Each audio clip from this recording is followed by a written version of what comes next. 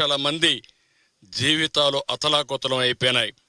ఇంకొక పక్కన మేము సర్వ విధాల ప్రయత్నం చేశాం.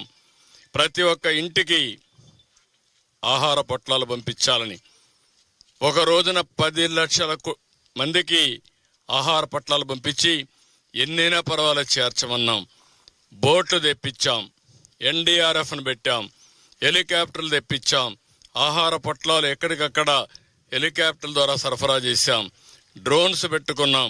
డ్రోన్స్ ద్వారా ఎక్కడికక్కడ బిల్డింగ్ల పైన ఉంటే ఆహారం పంపించే పరిస్థితికి వచ్చాం. ఎన్ని ప్రయత్నాలు చేసినా చివరి నుండే వ్యక్తులకి మేము సరిగా అందించలేకపోయాం. ఒక దుర్మార్గుడి యొక్క పాలనలో వీళ్ళు చేసిన తప్పుడు పని వల్ల ఇలాంటి దుర్మార్గమైన కార్యక్రమాలు తయారయ్యే పరిస్థితి వచ్చింది.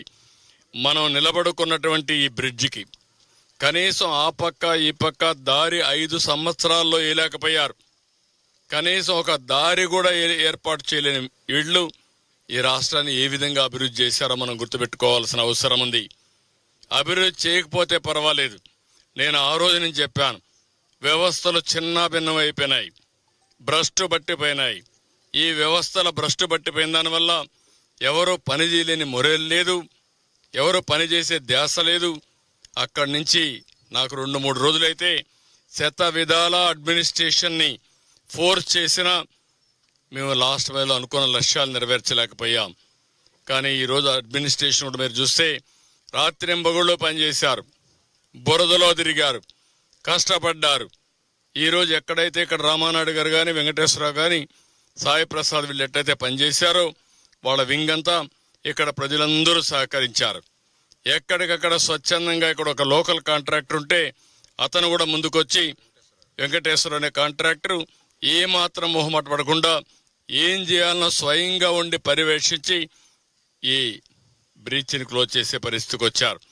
అది క్లోజ్ చేయకుండా క్లోజ్ చేసిన తర్వాత కూడా మీరు చూశారు, పెద్ద పెద్ద బోల్డర్స్ పెట్టారు. మొదటి రోజున 500-600 క్యూసెక్స్ నీళ్లు మళ్ళా లీకేజ్ మొదలుపెట్టాయి. దానిపైన వాళ్ళ దగ్గరుండే ఒక మెటీరియల్, లేటెస్ట్ మెటీరియల్ని ఆ టార్బాలిన్ మరిగా ఉండే అంతా కూడా ఆ మెటీరియల్ పేరు జియో మెమరీన్ ఒకటి, దానిపైన ఇంకొకటి కూడా పెట్టి ఏం షీట్ అది హెచ్డిపి రబ్బర్ మిక్సర్ షీట్ అంటున్నారు. నాకు టెక్నికల్ వర్డ్ తెలియదు, ఆయన మాట్లాడుతున్నాడు. అది నేను అంటే చాలాసార్లు చూసాం కానీ ఈ పర్పస్కి పెట్టాలనేది మనకు ఐడియా లేదు. అది కూడా పెట్టారు, అంటే డబుల్ సెక్యూరిటీ ఇవ్వడానికి. ముందు మెగా వచ్చారు, వాళ్ళ దగ్గరుండే ఒక షీట్ తీసుకొచ్చారు.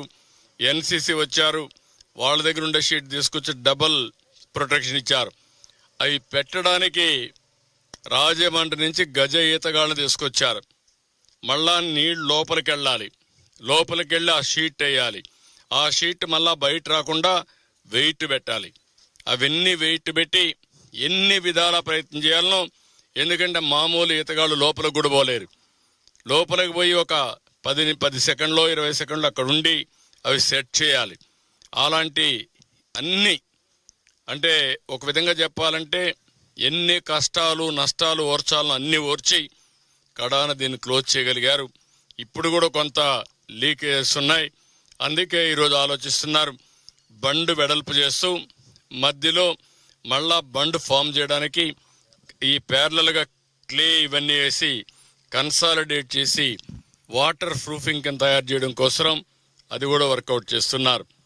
ఒక దుర్మార్గమైన పాలన వల్ల ఎంతమంది నష్టపోయారు, ఎంతమంది కష్టపడుతున్నారు, ఈ పని ఎంత కష్టమైందో ఇది ఒక కేస్ స్టడీ. భవిష్యత్తులో కూడా ప్రతి ఒక్కరూ గుర్తుపెట్టుకోవాల్సిన అవసరం ఉంది. ఈరోజు ఇక్కడ ఉండేవాళ్ళు వచ్చారు, మా ఇండ్లని తడిచిపోయాని. ఒక్కరు కాదు, కొన్ని ఈరోజుతే ఇప్పటికే 1 లక్ష కుటుంబాలు ఎన్యూమరేషన్ కూడా చేశాం. అన్ని కుటుంబాలు ఎన్యూమరేట్ చేస్తున్నాం. కడాన అందరిని రమ్మంటున్నాం. రాష్ట్రంలో ఉండే దాతలు, జాతీయ స్థాయిలో ఉండే వ్యక్తులు కూడా ముందుకు వచ్చారు. స్ఫూర్తిదాయకంగా ముందుకొచ్చి వారికి తోచిన విధంగా అన్ని విధాలా సహకరిస్తున్నారు. కొంతమంది ఫైనాన్షియల్గా సహకరిస్తున్నారు, కొంతమంది ఆర్థిక ఏదైనా అవసరమైతే స్వచ్ఛందంగా ముందుకొచ్చి బట్టలు కానీ ఇవన్నీ తీసుకొచ్చి వాళ్ళు సహకరిస్తున్నారు.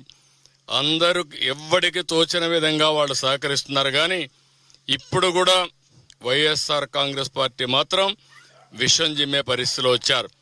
వాళ్ళు ఓడిపోయారు కాబట్టి ఈ రాష్ట్రంలో ప్రజల మీద కక్ష తీర్చుకోవాలనే విధంగా పోతున్నారు. ఏమాత్రం సిగ్గుపడకుండా 3 బోట్లు వదిలిపెట్టారు. ఒక్కొక్కటి 30 టన్నులు, 11,20,000 క్యూసెక్స్ నీళ్లు పోతా ఉంటే బాధ్యత లేకుండా 3 బోట్లు వదిలిపెడితే ఏవైతే కౌంటర్ వెయిట్ వచ్చి అవి గుద్దడం, అదే గాని కౌంటర్ వెయిట్ కాకుండా అదే గాని కాలం గుద్దుంటే కాలం ఆటోమేటిక్గా కుంగిపోయేది. 15 మెట్రిక్ టన్నుల ఇదైనటువంటి కౌంటర్ వెయిట్ 2గా ఇరిగిపోయే పరిస్థితికి వచ్చింది. రెండు కౌంటర్ వెయిట్లు విరిగిపోయినాయి. అదే కాలం జరుగుంటే, కాలాన్నే కొట్టుంటే ఏమయ్యేదో మనం ఊహించుకోవాల్సిన అవసరం ఉంది. ఇంకా కూడా సిగ్గొదిలిపెట్టి సమర్థించుకునే పరిస్థితిలో ఉన్నారు. మీరు మీ బోర్డ్స్ని కరెక్ట్గా పెట్టుకోకపోతే ఎందుకు తీసుకున్నారు, మీవి కాదని అంటున్నారు. మీది కాదంటే మీరు రంగెందుకు వేశారు? మేము ఎన్ని అడుగుతున్నాం, దానికి సమాధానం చెప్పవలసిన బాధ్యత కాదు. ఇలాంటి వాళ్ళని మామూలుగా ట్రీట్ చేస్తే కూడా లాభం లేదు. ఇది ఒక జాతి ద్రోహం, విద్వేషం.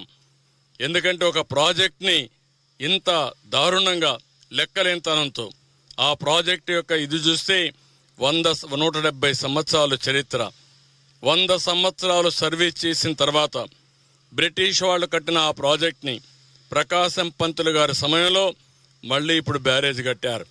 ఇప్పుడుండే బ్యారేజ్ ఆయన కడితే 70 సంవత్సరాలు సర్వీస్ చేసింది.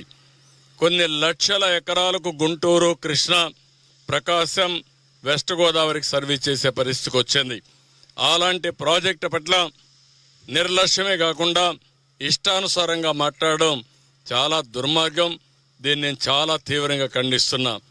ఇంకో పక్కన ఈరోజు అందరిని అభినందిస్తున్నా నేను. ఎందుకంటే మళ్ళీ ఇక్కడ ప్రెస్ కాన్ఫరెన్స్ కూడా